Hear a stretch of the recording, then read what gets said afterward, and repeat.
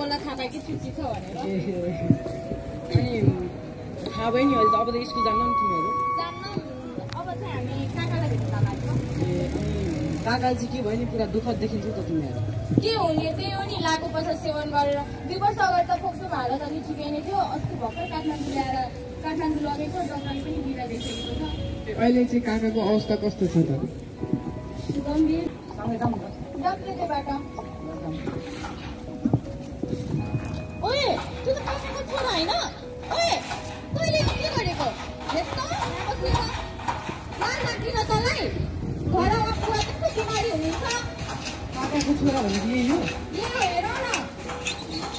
अलिकति लाज लाग्दिन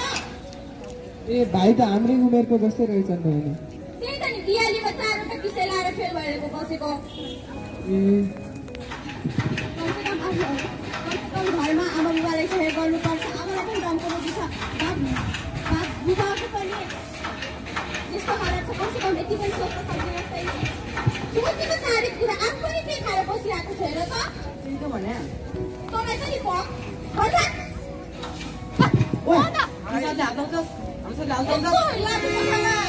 नभएको मान्छेले के भन्न सक्छ काका उठ्नुहोस्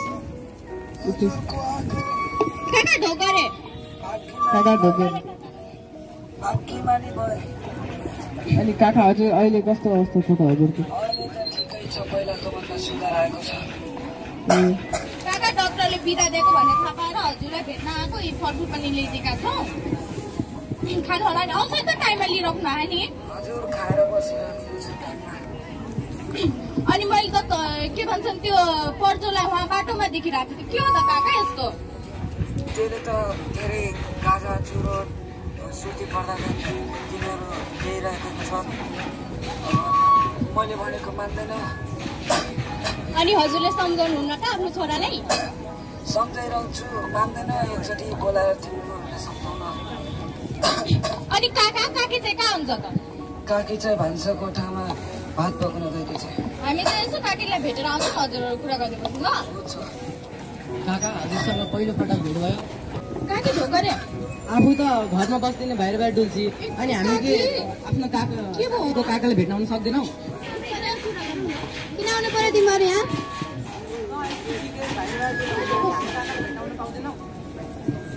तिमीहरू गइहाल यहाँबाट ओए लाज लाग्दैन आफू त बिग्रे झन् त्यसलाई सुधार्न आएको पनि दम्काउँदै बसेको छ त लाज लाग्दिन भने के झन् त दिसभरि हराएर टाइममा आउनु छैन घर यतिखेर आएको छ काकी हजुरहरूले पनि फुल फुलाएर एक्लो छु भनेर यति फुल फुलाउनु हुँदैन नि जे गरे गर्छु म गर्छु तिम्रो के बाहा तिमीलाई के बाहा रे उहाँ काकाको हालत र काकीको हालत हेर देखेको छस् पानी फेरि त बाबामा बिना जन्मिन्थिस् रिसुले जस्तो कुरा गर्छ अनि सुन अहिले यो समाजमा कति विकृति चलिरहेको छ तँलाई थाहा छैन त भन्दा सारा भाइ बहिनीहरूले के सिक्छ न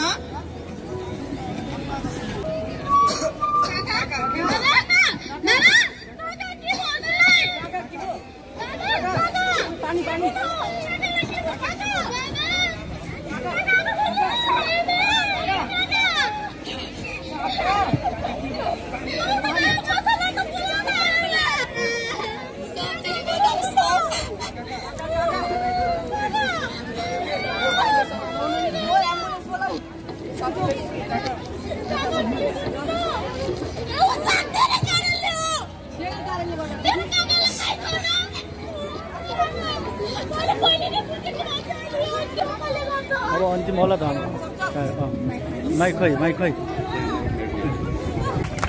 हजुरहरूले देख्न सक्नुहुन्छ लागु पदार्थको सेवन गरेर प्रज्वलको बुबाको निधन भयो। लागु पदार्थले एउटा घर मात्र तहस नहस गर्ने गर्दैन, लागु पदार्थले मानिसको जीवन पनि लिन सक्छ। अब प्रज्वलको आमा एक्लै हुनुहुन्छ, प्रज्वल एक्लै छ, त्यसले गर्दा लागु पदार्थ त्यसैले भनिन्छ लागु पदार्थको सेवन गयो अमूल्य जीवन, लागु पदार्थको नशा जीवनको दशा। स्वच्छ जीवन उच्च विचार, लागु औषधको गरौँ बहिष्कार, हामी सबैको आवाज, लागु औषध मुक्त समाज। Say no to drugs, good friends, do not take drugs. Say yes to life, no to drugs. You look smart without drugs. Thank you. नमस्ते गर्छु।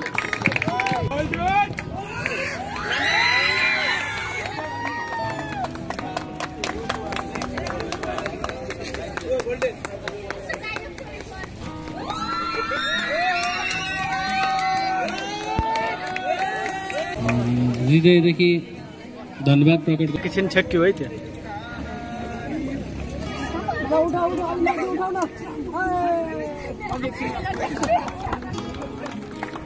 ल ल ल ल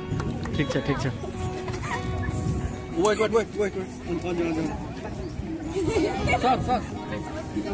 सर एकछिन है नजानु होला।